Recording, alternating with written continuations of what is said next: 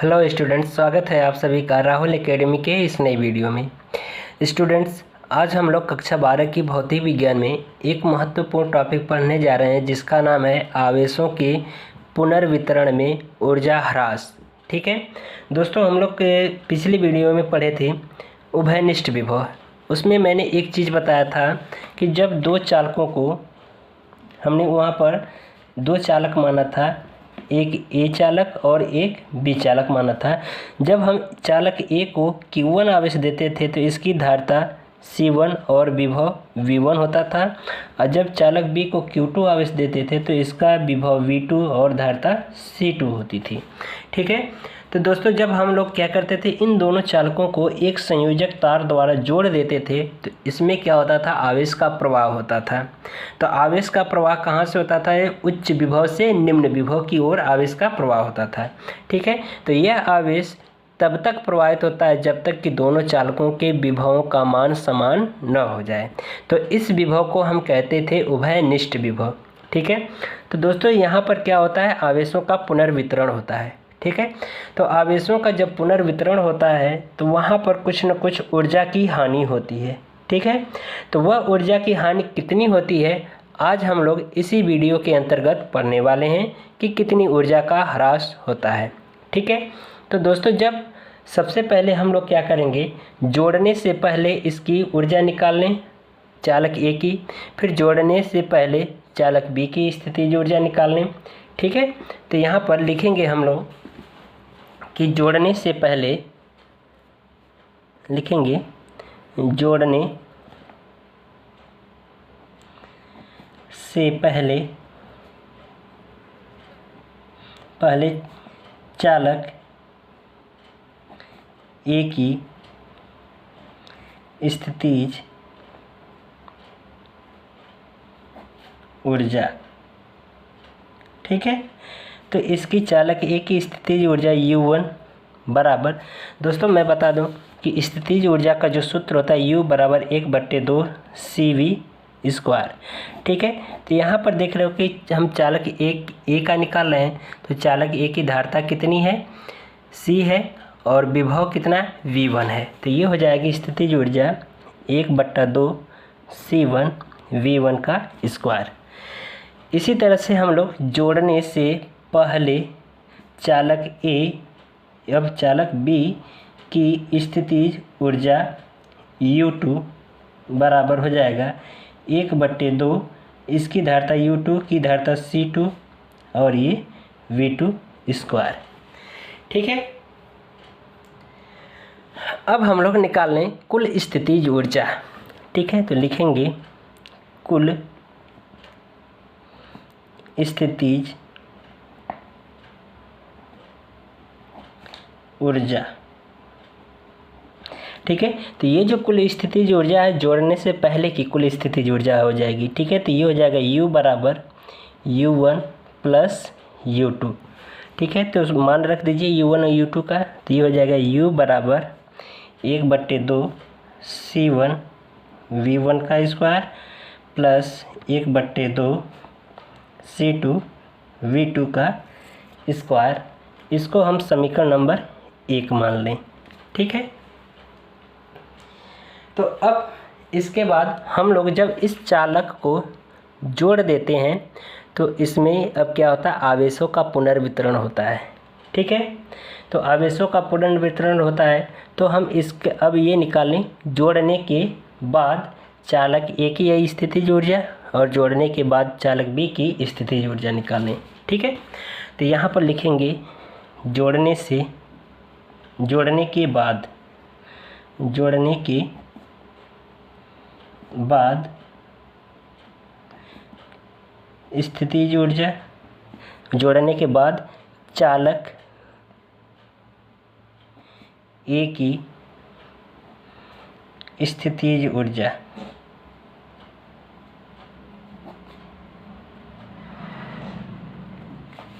ठीक है, चालक ए की स्थितिज ऊर्जा ये हो जाएगा U1 डैश। ठीक है, U1 डैश तो इसका जब देख रहे हो, जब हम इनको जोड़ दे रहे हैं तो इसमें क्या होता है कि आवेशों का जब प्रवाह होता है तो विभव दोनों चालकों का समान हो जाता है, लेकिन धारिता वही रहती है। तो इसलिए ये हो जाएगा इसका मान 1/2 C1 V²। ठीक है। इसी तरह से जोड़ने के बाद चालक B की स्थितिज ऊर्जा निकालनी, तो यहाँ पर लिखेंगे जोड़ने के बाद चालक B की स्थितिज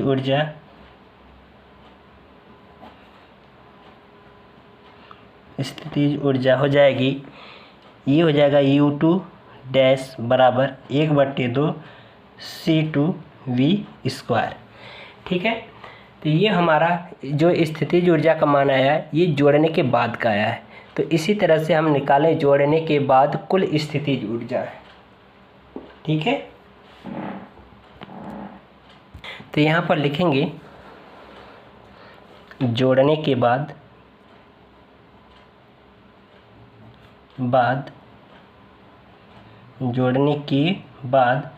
कुल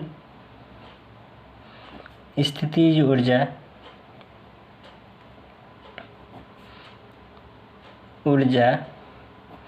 ये हो जाएगा U डैश बराबर U1 dash plus U2 dash. ठीक है। तो अब हम लोग क्या करें, इसी में U1 और U2 डैश का मान रख दें। तो ये हो जाएगा हमारा U डैश बराबर 1/2 C1 V² plus 1/2 C2 V²। ठीक है। तो यहाँ पर देख रहे हो कि हमें एक चीज़ कॉमन मिल रही है, वो क्या है, यहाँ पर देख रहे हो कि 1/2 V² कॉमन मिल रहा है। तो हम क्या करें 1/2 V² कॉमन ले लें इससे। तो ये हो जाएगा U डैश बराबर 1/2 कोष्टक में बचेगा C1 प्लस C2 और V यहाँ पर लिख दें V² को। ठीक है। तो यहाँ पर देख रहे हो कि जो V² है ये उभयनिष्ठ विभव है। तो उभयनिष्ठ विभव का सूत्र होता है V बराबर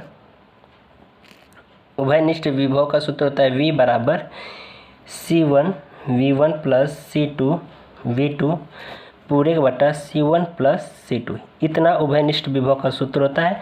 तो यही मान हम क्या करें यहाँ पर V² की जगह पर रख देंगे। ठीक है। तो यहाँ पर मान रख दीजिए। तो ये हो जाएगा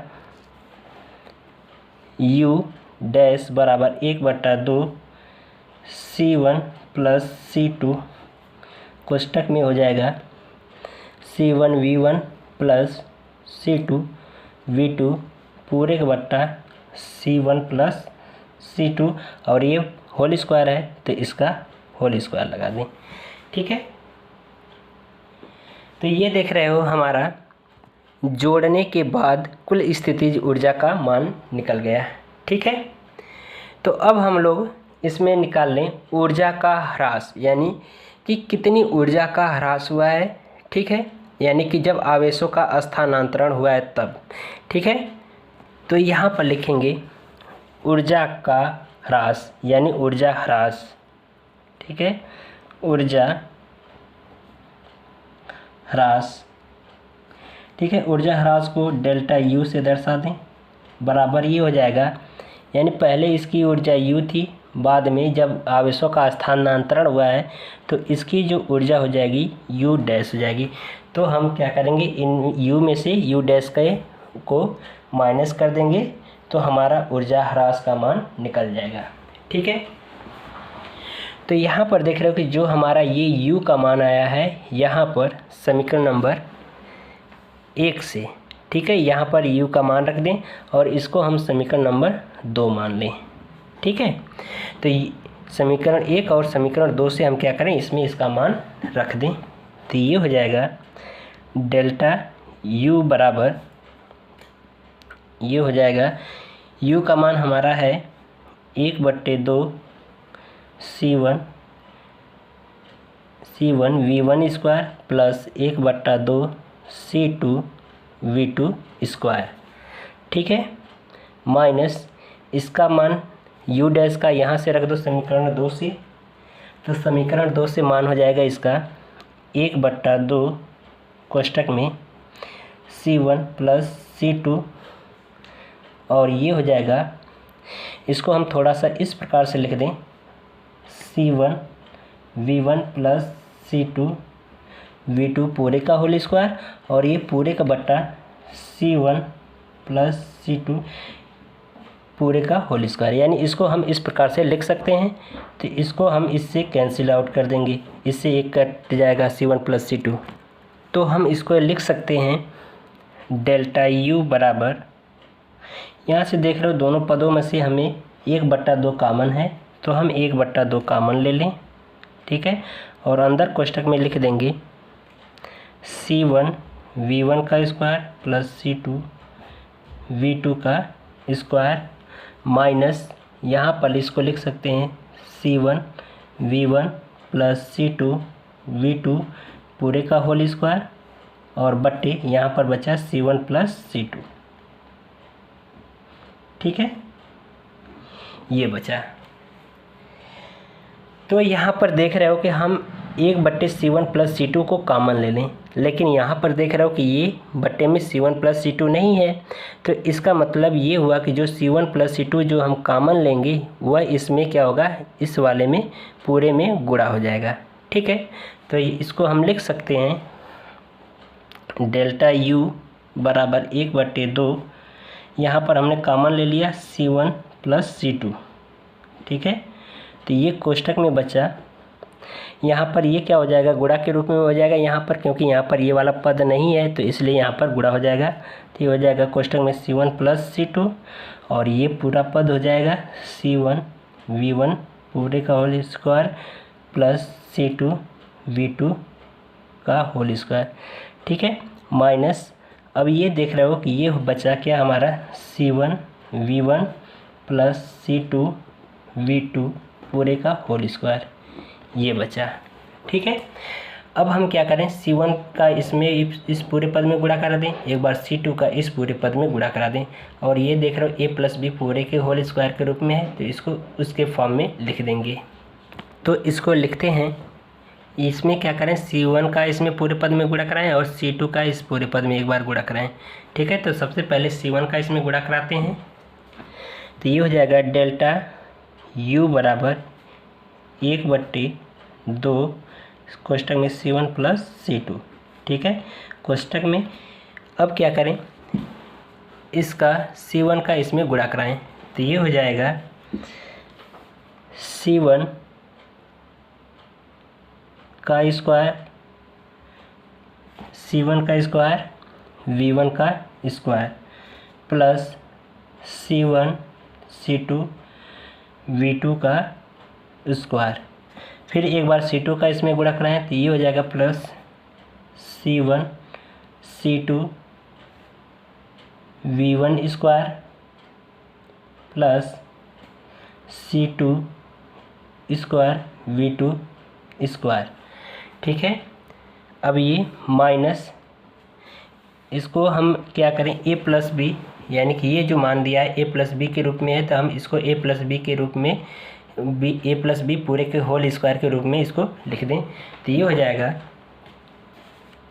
C1 square V1 square plus C2 square V2 square plus 2C1 C2 V1 V2, ठीक है, इतना हो जाएगा। तो अब ये देख रहे हो कि हम इसको अब क्या करेंगे, ब्रैकेट यहाँ पर इसका क्या करेंगे, ब्रैकेट ओपन करेंगे, तो ये अंदर के सभी चिन्ह क्या हो जाएंगे, परिवर्तित हो जाएंगे, ठीक है। तो इसको लिखते हैं डेल्टा U बराबर 1/2 कोष्टक में 1/2 कोष्टक में C1 प्लस C2, ठीक है। अब ये क्या करें, ये जो है कोष्टक के बाहर माइनस चिन्ह, जब ब्रैकेट ओपन करेंगे यानी कोष्टक को ओपन करेंगे तो अंदर के सभी चिन्ह परिवर्तित हो जाएंगे, बाकी इसको उसी तरह से लिख दें, ठीक है। तो ये हो जाएगा C1 का स्क्वायर V1 का square plus C1 C2 V2 का square plus C1 C2 V1 का square plus C2 square V2 square minus C1 square V1 square minus C2 square V2 square, ठीक है, minus 2C1 C2 V1 V2, ठीक है। तो यहाँ पर देख रहे हो कुछ पद कट जाएंगे, तो इससे देख रहे हो कि minus C1 square minus C1 square V1 square, और ये इससे कट जाएगा, ठीक है। फिर उसके बाद ये देख रहे हो कि minus C2 square V2 square, ये इससे कट जाएगा, ठीक है। तो अब जो बचा पद उसको लिख लो, ठीक है। तो ये हो जाएगा डेल्टा U बराबर 1/2 कोष्टक में C1 प्लस C2, और ये कोष्टक में जो बचा उसको लिख लो। तो यहाँ से C1 C2 V2 का square plus C1 C2 V1 का square minus 2C1 C2 minus 2C1 C2 V1 V2, ठीक है। इसमें से देख रहे हो C1 C2 कॉमन है, तो C1 C2 कॉमन निकाल लीजिए। तो ये हो जाएगा डेल्टा U बराबर C1 C2 अपॉन 2 कोष्टक में C1 प्लस C2, ठीक है। तो यहाँ पर देख रहे हो कि अब जो बचा वो क्या बचा, यहाँ पर V2 का स्क्वायर प्लस V1 का स्क्वायर माइनस 2V1 V2, ठीक है। तो ये देख रहे हो कि ये वाला जो पद है a माइनस बी पूरे का होल स्क्वायर के रूप में हो गया। तो एक ही जगह पर V2 है, या हम मान लें एक ही जगह पर V1 है और b की जगह पर V2 है, ठीक है। तो इसको हम लिख सकते हैं, इसको लिखा जा सकता है डेल्टा U बराबर C1 C2 कोष्टक में C1 C2 पूरे बटा 2 कोष्टक में C1 प्लस C2, और ये हो जाएगा हमारा V1 माइनस V2 पूरे का होल स्क्वायर, ठीक है। तो ये हमारा ऊर्जा ह्रास का सूत्र होगा, ठीक है। तो यानी कि जब आवेशों का स्थानांतरण एक दूसरे पर होगा तो जो ऊर्जा की हानि होगी वो इतना होगी, ठीक है। तो यह जो ऊर्जा की हानि जो होती है वह किन किन रूपों में होती है, वह प्रकाश ऊर्जा में हानि होती है, उष्मा में हानि होती है, और चिंगारी यानी कि स्पार्क जब करता है तो उसमें भी ऊर्जा की हानि होती है, ठीक है। तो इतनी कुल मिला करके इतनी जब आवेशों का स्थानांतरण एक दूसरे पर होता है तो ऊर्जा की हानि यानी ऊर्जा का ह्रास डेल्टा U बराबर C1 C2 पूरे के बटा 2 कोष्टक में C1 प्लस C2 और कोष्टक में V1 माइनस V2 पूरे के होल स्क्वायर, इतनी ऊर्जा का ह्रास होता है, ठीक है। तो दोस्तों अगर वीडियो आपको पसंद आई हो तो वीडियो को लाइक करिएगा, शेयर करिएगा और हमारे चैनल को ज़रूर से ज़रूर सब्सक्राइब करिएगा। धन्यवाद।